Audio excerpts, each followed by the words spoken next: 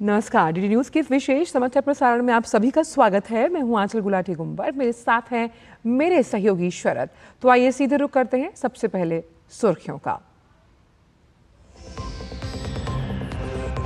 रूस की सफल यात्रा के बाद ऑस्ट्रिया के दौरे पर प्रधानमंत्री नरेंद्र मोदी। स्वागत में लगे मोदी मोदी के नारे। आज वियना में दिया जाएगा गार्ड ऑफ ऑनर। राष्ट्रपति और चांसलर कार्ल नेहमर के साथ होगी महत्वपूर्ण वार्ता।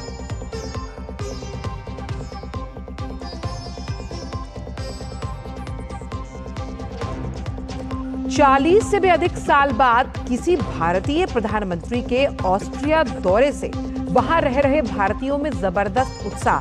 प्रधानमंत्री से संवाद का बेसब्री से इंतजार। प्रधानमंत्री मोदी ऑस्ट्रिया और भारत व्यापार बैठक में भी होंगे शामिल।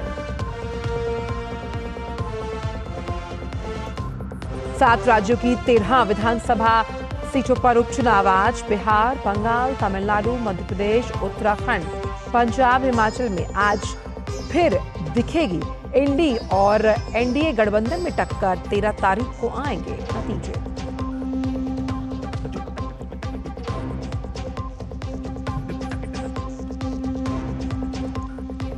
नीट पेपर लीक मामले में पटना में सीबीआई के हत्थे चढ़े 2 और आरोपी। आज कोर्ट से रिमांड पर लेने की होगी कोशिश।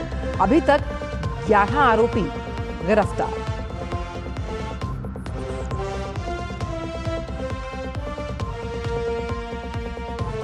और खेल की खबरों में राहुल द्रविड़ की जगह गौतम गंभीर बने टीम इंडिया के नए कोच।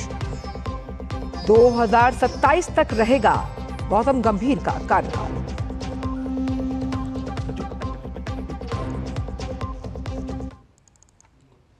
और आइए अब जानते हैं इन सभी खबरों को विस्तार के साथ।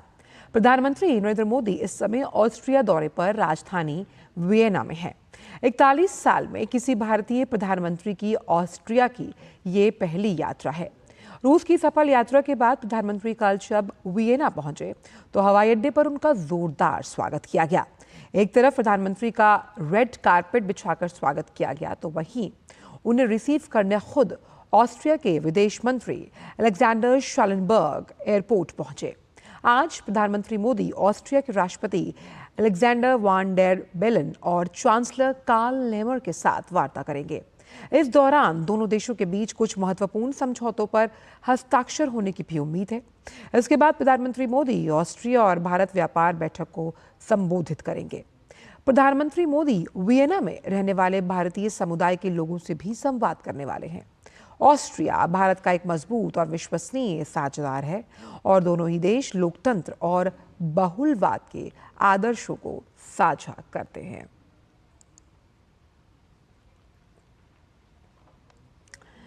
वियना एयरपोर्ट के बाद प्रधानमंत्री नरेंद्र मोदी जब होटल पहुंचे तो बड़ी संख्या में भारतवंशियों ने उनका स्वागत किया। इस दौरान मोदी मोदी के नारे लगाए गए और इस अनमोल क्षण का साक्षी बच्चे भी बने जो अभिभावकों के साथ प्रधानमंत्री से मुलाकात के लिए होटल पहुंचे थे।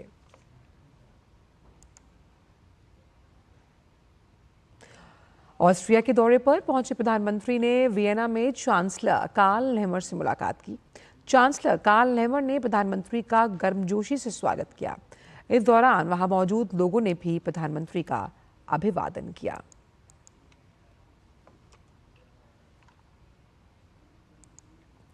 देश भर के अलग अलग राज्यों की 13 विधानसभा सीटों पर आज उपचुनाव होना है। बिहार की 1, मध्य प्रदेश की 1, उत्तराखंड की 2, पंजाब की 1, पश्चिम बंगाल की 4, तमिलनाडु की 1 और हिमाचल की 3 सीटों पर मतदान होना है। जिन सीटों पर उपचुनाव होना है उनमें से कुछ सीटें लोकसभा चुनाव के बाद खाली हुई हैं, वहीं कुछ सीटें विधायकों के निधन के बाद खाली हुई। इन सीटों पर उपचुनाव का नोटिफिकेशन 14 जून को जारी हुआ था।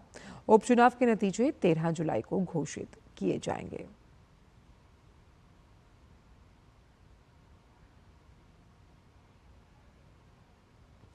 नीट यूजी पेपर लीक मामले में सीबीआई की जांच जारी है और सीबीआई ने इस मामले में 2 और आरोपियों को गिरफ्तार किया। इन दोनों को ही पटना से गिरफ्तार किया गया है। दोनों आरोपियों से पूछताछ जारी है। गिरफ्तार किए गए आरोपियों को आज सीबीआई विशेष कोर्ट में पेश करेगी। इन गिरफ्तार आरोपियों में एक परीक्षार्थी है और दूसरा एक परीक्षार्थी का अभिभावक। आज सीबीआई पूरी कोशिश करेगी कि इन्हें रिमांड पर लिया जा सके और इसके साथ ही अन्य आरोपियों की गिरफ्तारी के लिए छानबीन जारी है।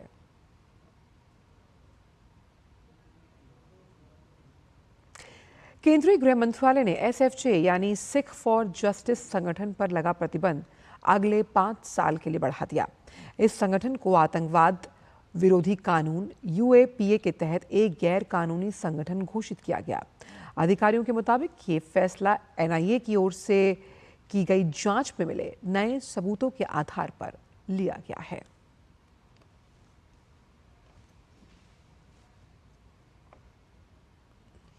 बीसीसीआई ने भारतीय क्रिकेट टीम के मुख्य कोच का ऐलान कर दिया। पूर्व सलामी बल्लेबाज गौतम गंभीर टीम इंडिया के नए मुख्य कोच बनाए गए हैं। बीसीसीआई के सचिव जय शाह ने गौतम गंभीर के नाम का ऐलान किया है और गंभीर कुछ दिन पहले भारत को T20 विश्व कप का खिताब दिलाने में अहम भूमिका निभाने वाले राहुल द्रविड़ की जगह लेंगे। टीम के मुख्य कोच के पद को लेकर चल रही खबरों पर विराम लग गया है। बीसीसीआई ने टीम इंडिया के मुख्य कोच के नाम का ऐलान कर दिया है। पूर्व भारतीय क्रिकेटर गौतम गंभीर टीम इंडिया के हेड कोच बन गए हैं। बीसीसीआई सचिव जय शाह ने सोशल मीडिया पर पोस्ट करके गंभीर के नाम का ऐलान किया। गंभीर कुछ दिन पहले भारत को T20 विश्व कप का खिताब दिलाने में अहम भूमिका निभाने वाले राहुल द्रविड़ का स्थान लेंगे। गंभीर तीनों प्रारूप में टीम इंडिया के कोच होंगे। भारतीय टीम के मुख्य कोच राहुल द्रविड़ का कार्यकाल T20 वर्ल्ड कप 2024 के बाद खत्म हो गया था। द्रविड़ का कार्यकाल खत्म होने की खबरों के साथ साथ पहले ही गौतम गंभीर के हेड कोच बनने की भी खबरें चल रही थी। अब जय शाह ने इस बात पर मुहर लगा दी है। फिलहाल भारतीय टीम शुभमन गिल की कप्तानी में जिम्बाब्वे दौरे पर है। इसके बाद श्रीलंका दौरे पर जाएगी, जहां गंभीर अपनी कमान संभालेंगे। गौतम गंभीर का भारतीय क्रिकेट को बुलंदियों तक ले जाने में अहम योगदान रहा है। वो भारत के सबसे सफल सलामी बल्लेबाजों में से एक हैं। उन्होंने देश के लिए 58 टेस्ट, 147 वनडे और 37 T20 मुकाबले खेले हैं। 42 साल के गौतम गंभीर ने 4 दिसंबर 2018 को इंटरनेशनल क्रिकेट को अलविदा कह दिया था। इसके बाद 2019 में गंभीर ने राजनीतिक पारी की शुरुआत करते हुए भाजपा के टिकट पर पूर्वी दिल्ली से लोकसभा चुनाव जीतकर संसद पहुंचे थे। 5 साल एक राजनेता के रूप में देश की सेवा करने के बाद गंभीर ने एक बार फिर क्रिकेट का रुख किया। गंभीर ने भारत की ओर से अपना आखिरी टेस्ट 2016 में इंग्लैंड के खिलाफ राजकोट में खेला था। गंभीर ने 58 टेस्ट मैचों में 41.95 की औसत से 4154 रन बनाए, जिसमें 9 शतक शामिल हैं। वहीं उन्होंने 147 वनडे में 39.68 की औसत से 5238 रन बनाए। वनडे में उन्होंने 11 शतकीय पारियां खेली। गंभीर ने T20 इंटरनेशनल मैचों में भी अपनी छाप छोड़ी। उन्होंने 37 मैच में 7 अर्धशतकों की मदद से 932 रन बनाए, जिसमें उनकी औसत 27.41 की रही। गंभीर ने भारत को 2007 में पहली बार T20 विश्व कप और 2011 में वनडे विश्व कप का खिताब दिलाने में अहम भूमिका निभाई थी। 2011 वर्ल्ड कप फाइनल में खेली गई 97 रनों की पारी आज भी लोगों के जहन में ताज़ा है। गंभीर का कार्यकाल जुलाई 2024 से शुरू होकर 31 दिसंबर 2027 तक का होगा, यानी उनकी कोचिंग में टीम इंडिया चैंपियंस ट्रॉफी 2025, विश्व टेस्ट चैंपियनशिप फाइनल 2025 और 2027, T20 विश्व कप 2026 और वनडे विश्व कप 2027 खेलेगी। यानी गंभीर के सामने 3 सीमित ओवर विश्व कप और 2 आईसीसी टेस्ट चैंपियनशिप जीतने की चुनौती है। Sports desk, DD news. और फिलहाल विशेष समाचार प्रसारण में इतना ही। मुझे और शरद को दीजिए इजाजत। नमस्कार।